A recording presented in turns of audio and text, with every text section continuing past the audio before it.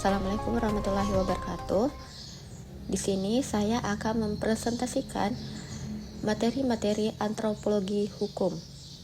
Pertama, definisi antropologi hukum.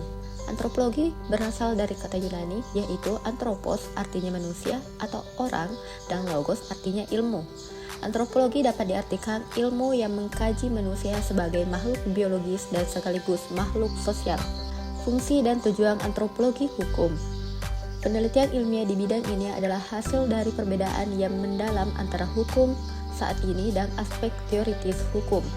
Dalam pengertian ini, antropologi adalah disiplin pada dua tingkatan. Tahap pertama adalah blok pengetahuan logis filosofis tentang hukum dan negara. Tahap kedua adalah kompleks terapan praktis yang pengembangannya mutlak diperlukan untuk penerapan langsung pengetahuan yang diperoleh dalam kegiatan hukum. Selanjutnya, bagian-bagian antropologi hukum.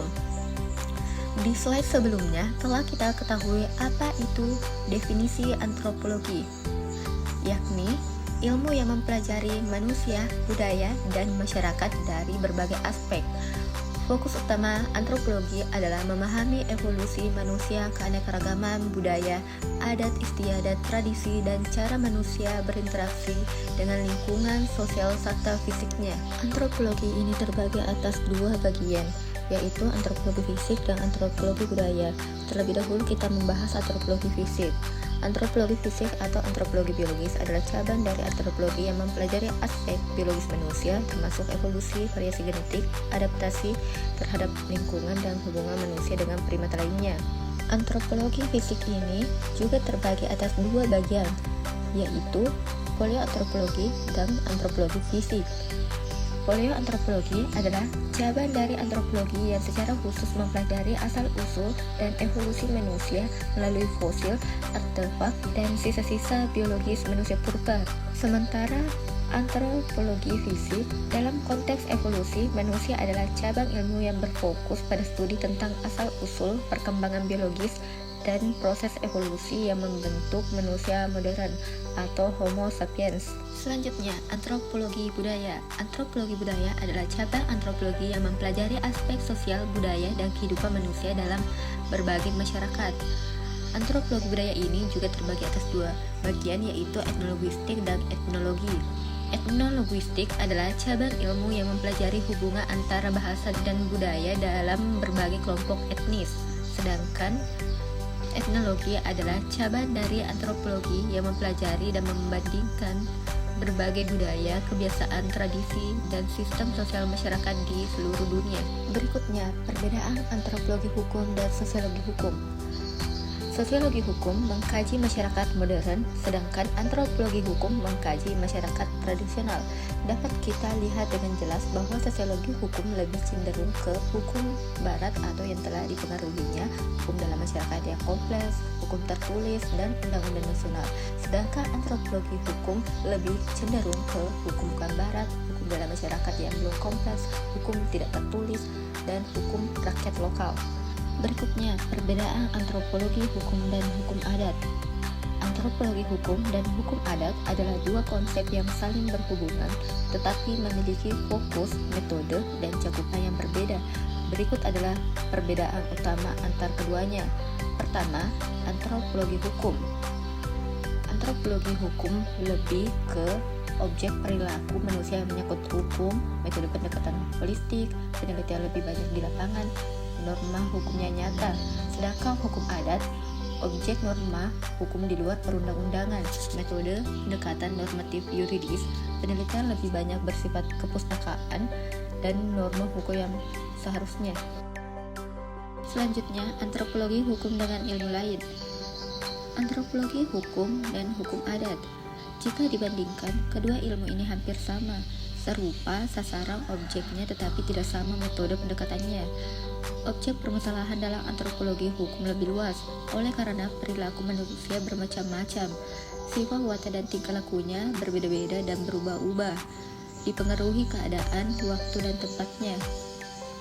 Dalam hukum adat, perilaku-perilaku seperti itu tidak banyak dibahas, lebih menekankan soal norma dan perilaku hukum adat yang harus ditaati.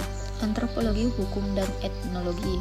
Jika dikhususkan dalam perspektif hukum, maka ilmu ini menjadi etnologi hukum atau disebut dengan antropologi hukum. Antropologi hukum dan sosiologi mempelajari gejala-gejala sosial, hubungan antara pribadi dan masyarakat, antara golongan masyarakat satu sama lain, lembaga masyarakat dan lainnya. Antropologi hukum dan psikologi sosial. Antropologi hukum juga mempelajari perilaku manusia dengan mengutamakan penelitian kasus perselisihan yang terjadi dengan norma-norma hukum dan perilaku hukum berdasarkan kenyataan yang sungguh berlaku. Maka dengan memiliki ilmu psikologi sosial, maka studi antropologi hukum akan menjadi lebih mudah. Antropologi hukum dan religi.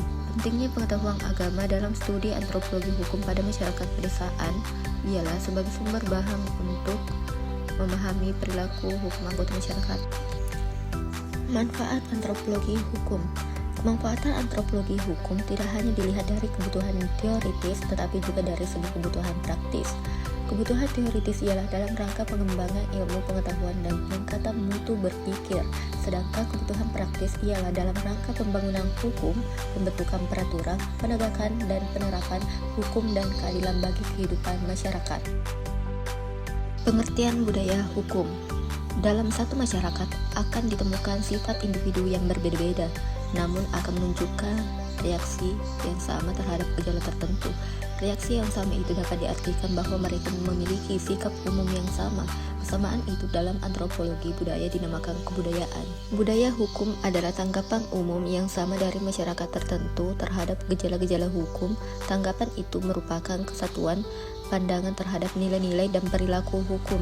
Jadi, suatu budaya hukum menunjukkan tentang pola perilaku individu sebagai anggota masyarakat yang menggambarkan orientasi sama terhadap kehidupan hukum yang dihayati masyarakat. Budaya hukum tidak terlepas dari keadaan masyarakat, sistem dan susunan masyarakat yang mengandung budaya hukum itu. Ada 3 tipe budaya hukum, yaitu pertama, masyarakat budaya parokial atau picik.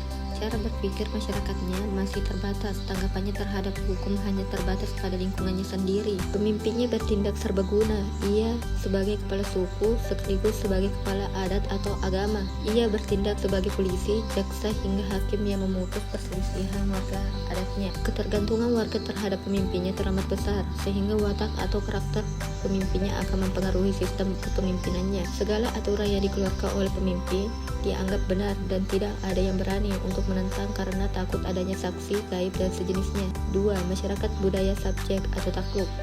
Cara berpikir masyarakatnya sedikit berkembang, telah timbul kesadaran hukum yang umum. Masyarakat belum terlibat secara aktif dalam pelaksanaan hukum karena pengetahuan, pengalaman, dan pergaulan yang masih terbatas. Ketidakinginan untuk terlibat dalam hukum juga bisa diakibatkan karena adanya rasa takut pada ancaman yang dapat ditimbulkan oleh penguasa. Rasa ketidakberdayaan yang mengakibatkan sikap pasrah terhadap kebijakan yang diambil oleh penguasa. Ketaatan atas kebijakan bukan berarti menerima dengan ikhlas, tetapi sikap menerima dan penolakan tidak dinyatakan secara terbuka. Masyarakat budaya partisipan atau berperan serta.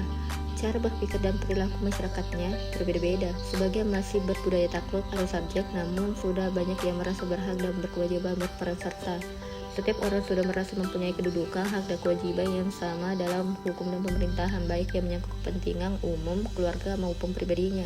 Penerimaan atau penolakan terhadap hukum boleh didasari atas kesadaran hukum sebagai warga yang baik ataukah mengandung niatan yang baik, misalnya kepentingan pribadi maupun golongannya. Demikian presentasi saya. Wabillahi taufiq wal hidayat. Wassalamualaikum warahmatullahi wabarakatuh.